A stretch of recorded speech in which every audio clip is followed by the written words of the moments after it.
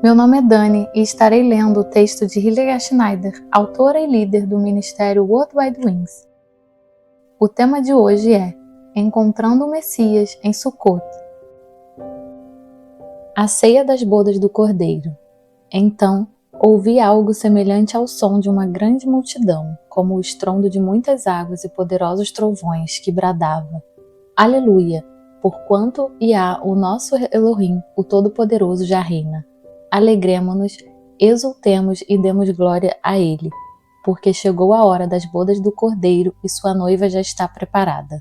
Para vestir-se foi-lhe providenciado linho fino, puro e resplandecente. O linho fino representa os atos de justiça dos santos. Então o anjo me ordenou: escreve: bem-aventurados os que são chamados ao banquete das núpcias do Cordeiro. E disse-me mais: estas são as exatas palavras de Elohim. Apocalipse 19, 6, 9. Quando o Messias retornar, haverá uma grande celebração quando ele se reunir com sua noiva. A festa dos tabernáculos é um retrato desta reunião que se aproxima. Ele conosco, pois sabei que o eterno Iá, ele mesmo vos dará um sinal. Eis que a virgem ficará grávida e dará à luz a um filho, e o nome dele será Emanuel, ele conosco. Isaías 7,14. Quando o Messias veio no primeiro século, ele estava verdadeiramente ele conosco, como registra o Evangelho de João. E o Verbo se fez carne e habitou entre nós, e vimos a sua glória, como a glória do Filho unigênito do Pai, cheio de graça e de verdade. João 1,14. Paulo descreve nossos corpos terrenos como tendas. Estamos certos de que, se esta nossa temporária habitação terrena em que vivemos for destruída, temos da parte de Iá um edifício, uma casa eterna nos céus, não construída por mãos humanas. 2 Coríntios 5:1. E, porque enquanto estivermos residindo neste tabernáculo, murmuramos e somos angustiados, pois não queremos ser despidos, mas sim revestidos da nossa casa celestial, para que aquilo que é mortal seja completamente absorvido pela vida. 2 Coríntios 5:4. Alguns veem isso como ele assumindo a carne e habitando entre nós, uma cabana, e viveu entre nós. Então eles traduzem a passagem de João acima como: e o Verbo se fez carne e habitou entre nós.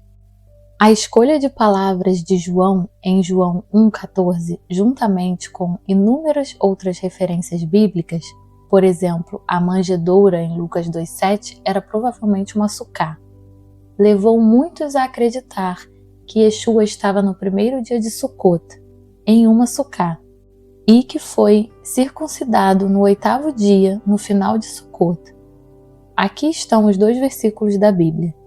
E o Verbo se fez carne e habitou entre nós, e vimos a sua glória, como a glória do Filho unigênito do Pai, cheio de graça e de verdade. João 1,14.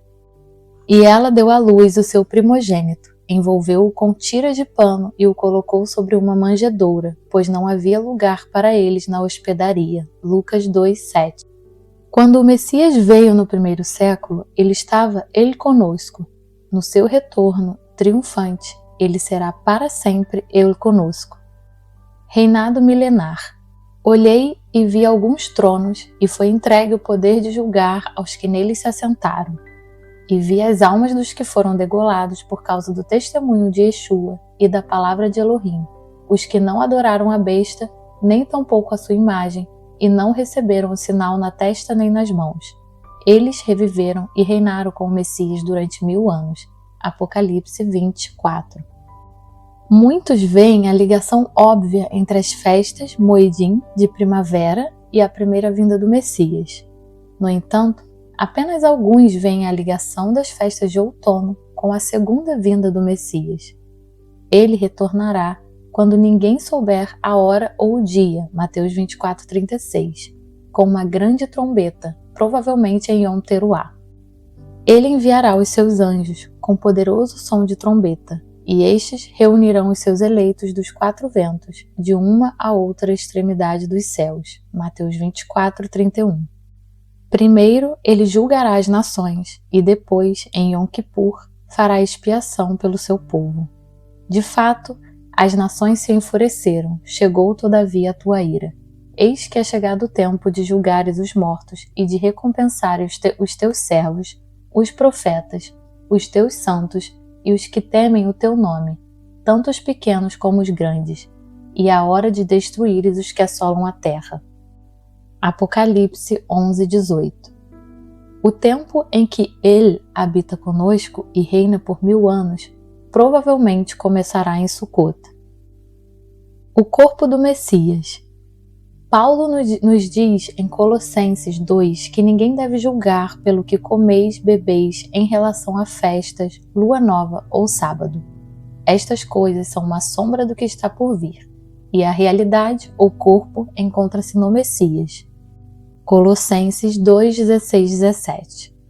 Se o corpo do Messias projeta uma sombra que se parece com as leis dietéticas, os moedim, as festas da lua nova e o sábado, então todos eles apontam para ele e são um esboço dele. Ao celebrarmos esta moed, ele está sempre presente nas palavras e imagens descritas nas escrituras que descrevem a festa. Daremos agora uma olhada nas ofertas de Sucot. Só irei ler o primeiro dia, vocês podem ver os outros dias na tabela. Dia 1, primeiro dia, 13 touros, 2 carneiros, 14 cordeiros e 1 bode. Deuteronômio 29, 12 e 16. O simbolismo das oferendas nesta moed é bastante fascinante. No primeiro dia de Sucot, 13 touros são sacrificados. 7 simboliza abundância ou perfeição. 6 é um símbolo do homem. Estes 13 poderia significar a perfeição de Elohim, 7, unindo-se à imperfeição do homem, 6, na forma do Messias Yeshua. Um total de 70 touros foram sacrificados pelas 70 nações durante os 7 dias. Os 2 carneiros também poderiam simbolizar sua natureza dupla, ou talvez sua primeira e segunda vindas. Os 14 cordeiros também representam a sua primeira e segunda vinda, como o Cordeiro Perfeito de Elohim. E o que também é interessante é que na árvore genealógica de Yeshua há sempre 14 gerações, de Abraão a Davi, de Davi ao exílio para a Babilônia, do exílio para a Babilônia até o Messias. Apenas um único bode é apresentado como oferta pelo pecado, indicando que há apenas um sacrifício pelo pecado, uma imagem da obra única do Messias. Sejam todos ricamente abençoados.